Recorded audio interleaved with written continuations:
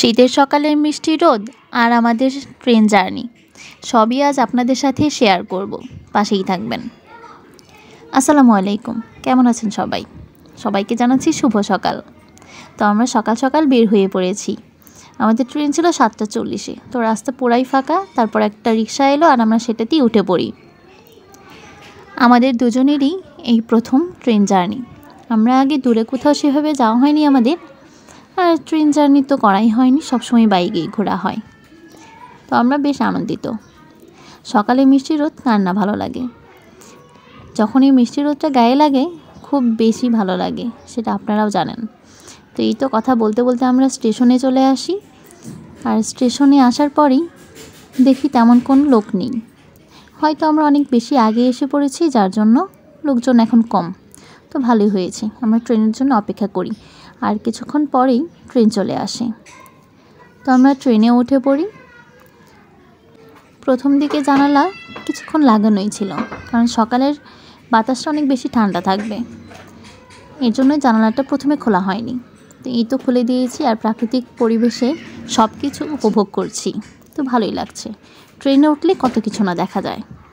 এক এক সময় এক এক ধরনের জিনিসপত্র নিয়ে হাজির। আর এই তো আমাদের সামনের সিটে রয়েছিল 4টা পিচ্চি। এই একজন মহিলা 4টা পিচ্চি নিয়ে যাচ্ছিল। তারপর আমরা দুজনে একটা ভিডিও ফুটেজ নিলাম। বেশ কিছুক্ষণ আমরা এইভাবেই গেলাম। তারপর এক এক সময় এক একজন এসে হাজির হয়। এই তো এখন এসেছে চানাচুরওয়ালা মামা। তো আমরা 20 টাকা চানাচুর নিই আর দুজনে খাই। খাওয়া দাওয়া শেষ করতে না করতে দেখি হেডফোনের মেলা নিয়ে এসেছে।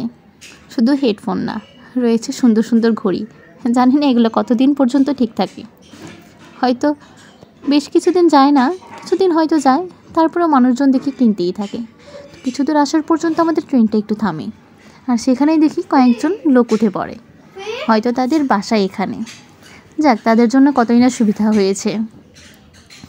আর এরপর দেখি আমরা ট্রেনবালা কাকে বলেছি বুঝতেই পারছেন। এটা একটু পরে আবার দেখা যাবে ট্রেনে উঠবে।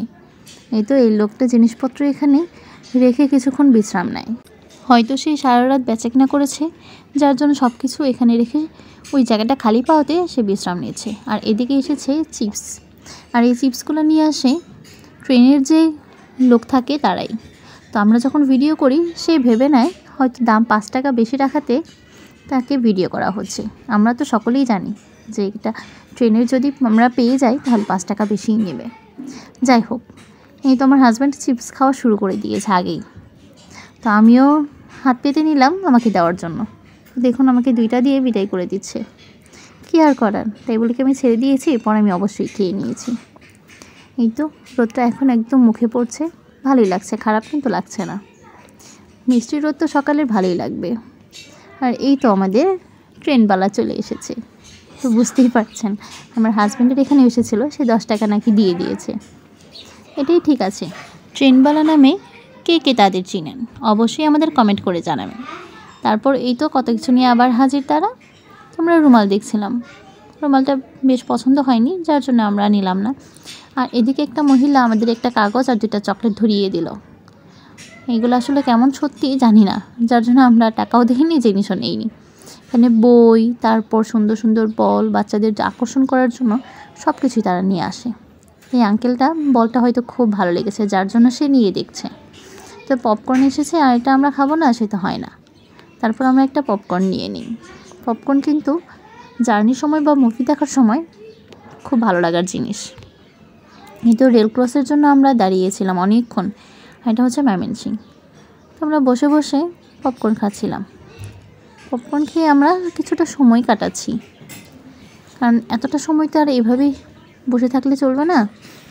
এই তো ময়মনসিংহ স্টেশন, এটা আপনারা হয়তো সবাই চেনেন।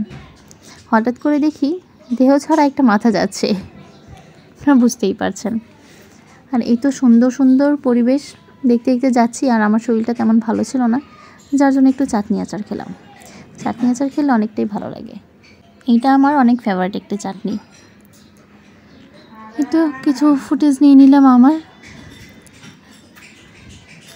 তারপরেই তো বাসা থেকে বানিয়ে এনেছিলাম 2 রকম কেক, একটি অরেঞ্জ ফ্লেভার আর একটি চকলেট ফ্লেভার। চকলেট ফ্লেভারটা ছিল আমার জন্য, আমি বের করে খেয়ে নিয়েছি। আর অরেঞ্জ ফ্লেভার ছিল আমার হাজব্যান্ডের জন্য। তো সেটা উনি আর খাইনি। এভাবে দেখতে দেখতে আমরা চলে আসলাম ঢাকা কমলাপুর স্টেশনে। আর এখানে এসে দেখি এই যে কিছু লোক না, তারা টিটি, তারা আসলে চেক দিচ্ছিল যে আসলে টিকিট আছে কিনা। আমরা সেটা শেষ করে এসে দেখি ভাইয়া আমাদের জন্য দাঁড়িয়ে আছে, আমাদের রিসিভ করার জন্য। তো ভাইয়ার সাথে কিছুক্ষণ কথা বলে তারপর চলে যাই ভাইয়ার পাগলা ঘোড়ার কাছে। হ্যাঁ, এটি আমার ভাইয়ার পাগলা ঘোড়া। তো আমরা আজকে এটাতে করেই চলে যাব ভাইয়ের বাসায়। তাহলে আজকে আমরা এই পর্যন্তই থাকবো। নেক্সটে আপনাদের সাথে আর অন্যান্য সব কিছু শেয়ার করব। তো সবাই ভালো থাকবেন। আল্লাহ হাফেজ।